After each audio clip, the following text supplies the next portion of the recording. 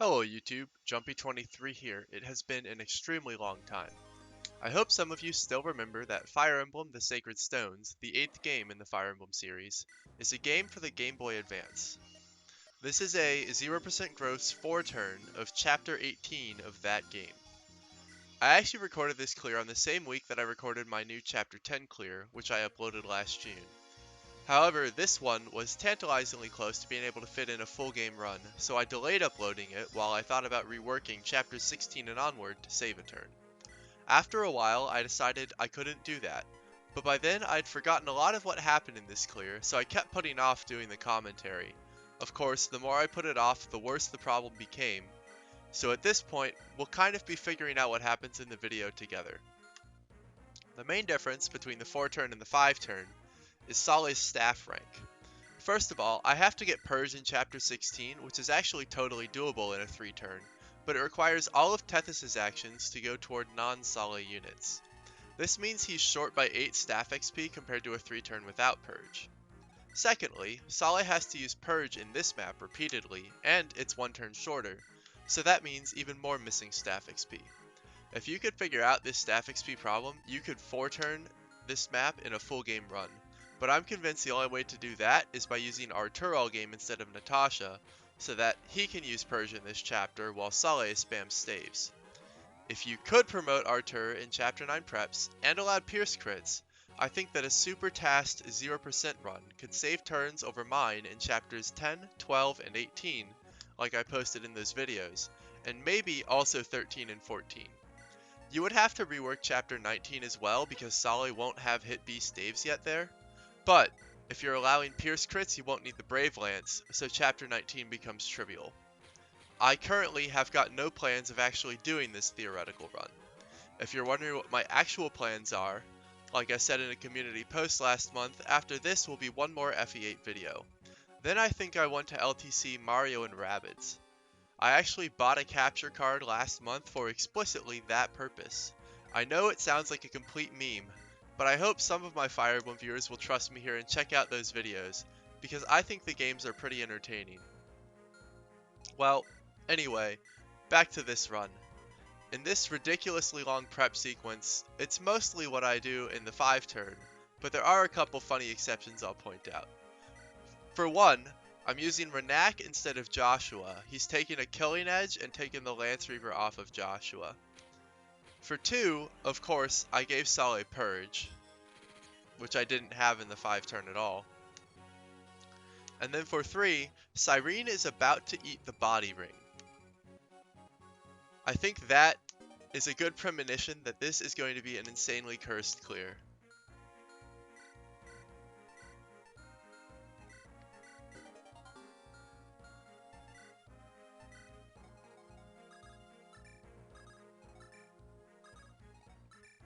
So thanks for sticking with me through 3.5 minutes of prep menu.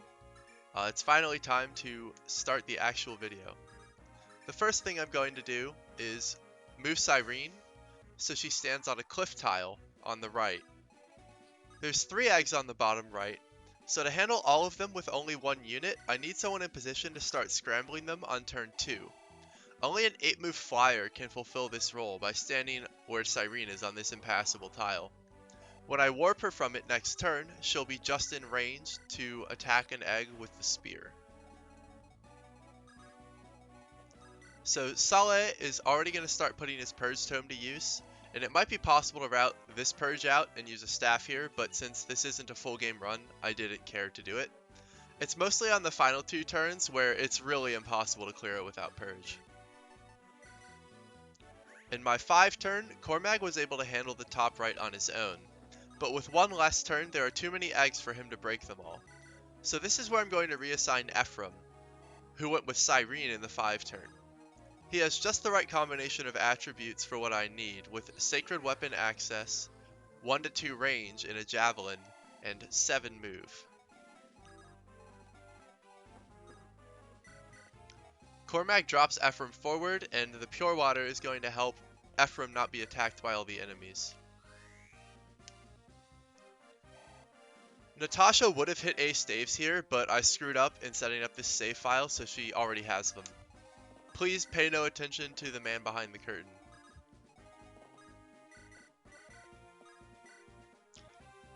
So here's a relatively long rig, considering that only 4 enemies are going to even move this turn.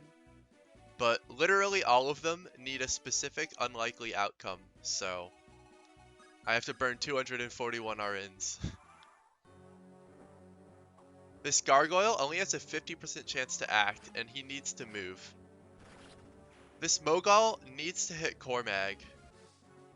Since Cormag was hit by the Mogul, this Gorgon will attack him instead of the Phantom, and she needs to miss. And then this other Gorgon will now attack Cormag instead of Ephraim, and she also needs to miss and die.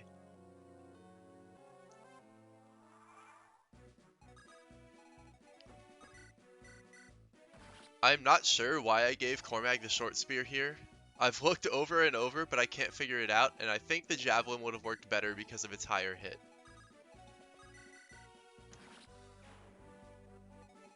Because the Phantom lived, it can break the egg this turn, but that's not needed. We have some extra actions to break it with. And now you get to see null combat. That's extremely rare, so, you know, sear that one into your eyeballs.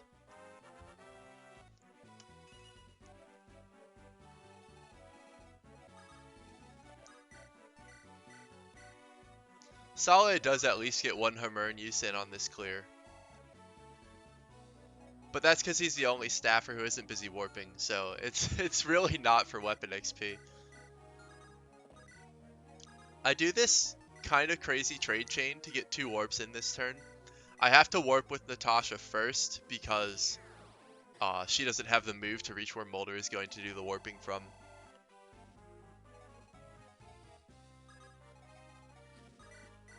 Syrene uses the spear on the egg so that she can have a better enemy phase. Her combat is completely terrible. Even after a body ring, she's weighed down by the spear, which is lighter than a javelin, mind you. If only Tana had B lances, she would actually be better at this role than Syrene. Similar to how I do it in the 5 turn. Seth rescues somebody and takes warps that he can be warped up. In this case, it's going to be Renak instead of Joshua, but Renak and Joshua are going to fill very similar roles. Now it's time for the super long rig of this clear. Thank God I have my task script.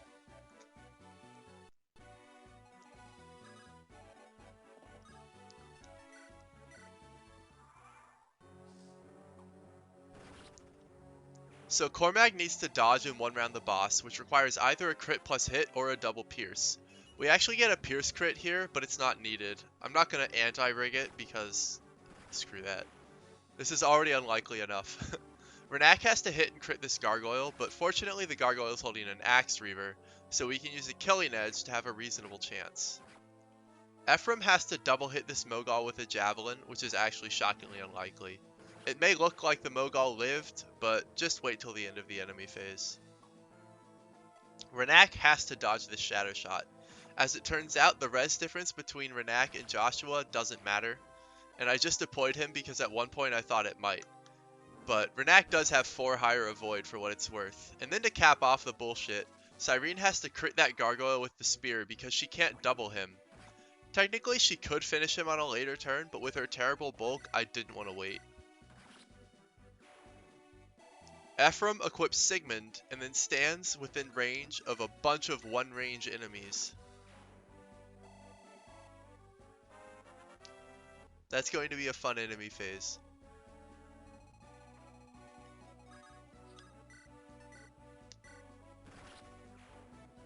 Syrene uses the Killer Lance to break the egg because that is the only way she can handle these Baals on enemy phase.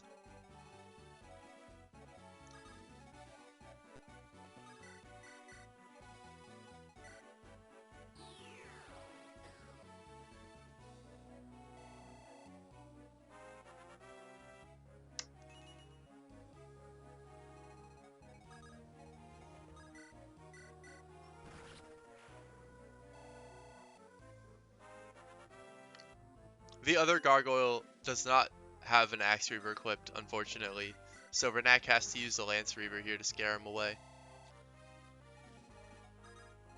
After a warp and 3 full moves, Tana has just enough range with a javelin to handle this egg. Chapter 18 is completely freaking bonkers, and I love it.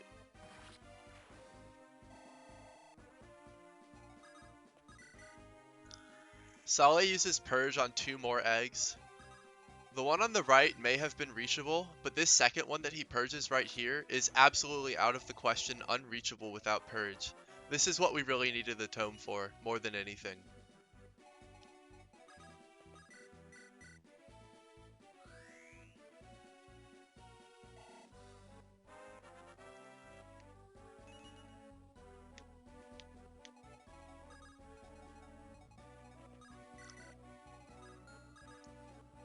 If the Phantom had died, Null could have made a new Phantom on this turn.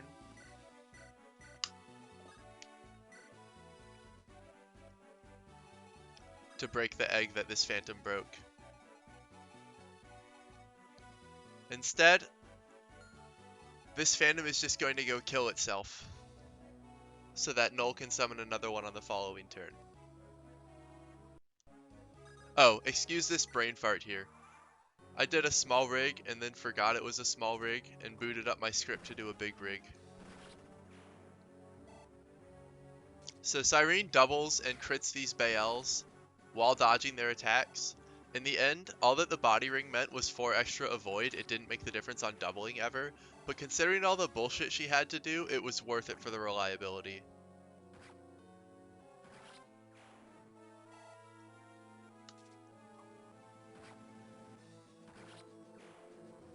Watching these Baels is like it's a train wreck. You just can't look away. They keep committing suicide on these sacred weapons.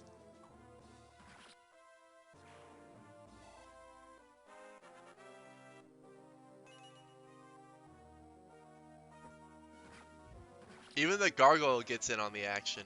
Fortunately, this one spawns with nothing but a Horse Slayer. If he had any 2-range weapon, this would be a much more annoying enemy phase. Unfortunately, we had to leave that Gargoyle alive for turn 4. Because Tana had to use a Javelin to break the egg.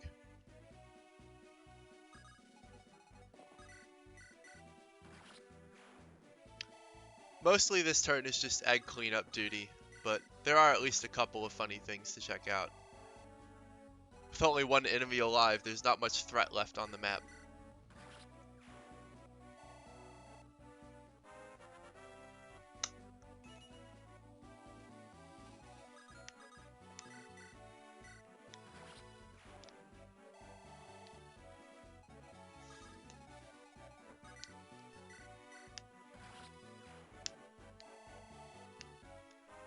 Tana is going to be the one to finish off the Gargoyle with her Killer Lance. She'll need 1 crit out of 2.